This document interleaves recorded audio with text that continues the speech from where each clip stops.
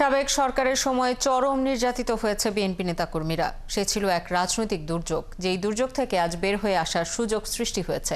সেই সুযোগ নিতে হবে, দেশকে গড়তে হবে বললেন বিএনপি মহাসচিব মির্জা ফখরুল ইসলাম আলমগীর।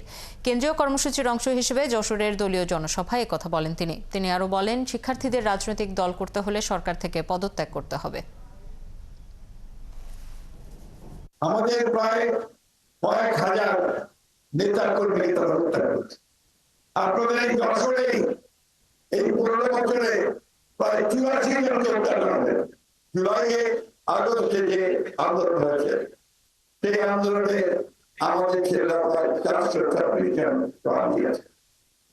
প্রায় 2000 ছাত্রছাত্রীকে হত্যা করা হয়েছে। তাদের কাছে আমাদের প্রত্যাশা ছিল খুব বেশি কিছু না। আমরা একটা গণতান্ত্রিক ব্যবস্থা ফিরে পেতে চাই, ভোটের অধিকারটা ফিরে পেতে চাই, কারণ আমরা এখানে গণতান্ত্রিক রাষ্ট্র নির্মাণ করি।